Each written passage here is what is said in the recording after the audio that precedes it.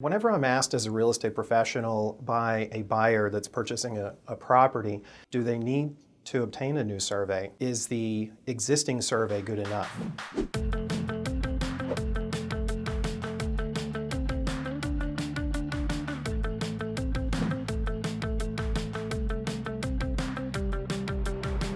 What I normally recommend is to get a brand new survey. This is a large investment that you're making. You should have the most accurate, up-to-date information regarding the definition of exactly the property that you own. Who's to say that that previous survey has all of the correct information?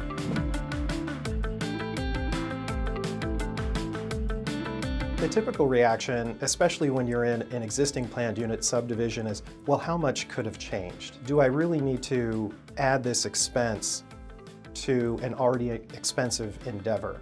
And what I typically tell them is that this is the largest investment that many people make in their lives. Wouldn't you like to have the best of everything as far as the definition of the property that you're acquiring? And your new title insurance policy will have a certain bundle of rights that are protecting you within the definitions of that new survey.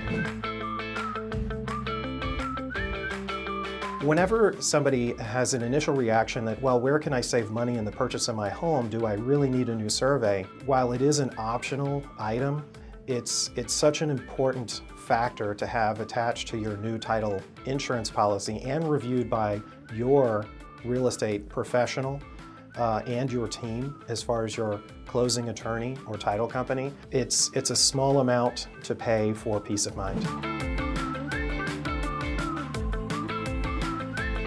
A survey is something that almost comes across as a second thought.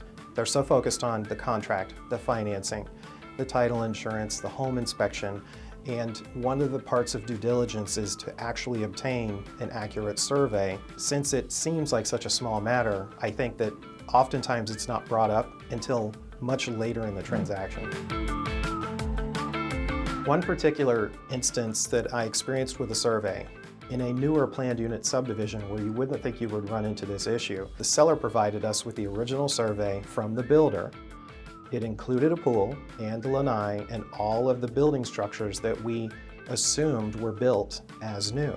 In this one particular instance, there were some additional paved areas, including a shed that was built within a setback that was later discovered by the new survey to be an encroachment within the setbacks required by the homeowners association, which were more strict than the county regulations at that time.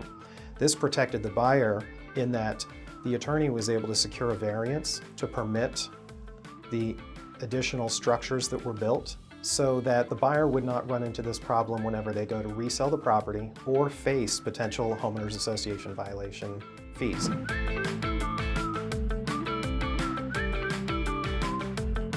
I think the best way that title companies and attorneys can advise their clients with respect to obtaining a new survey as opposed to using an existing survey or bypassing it altogether, should they be paying cash in a transaction, is to really discuss the importance of what the survey is, educating them that a survey attached to a title insurance policy will protect their full bundle of rights as defined in the survey.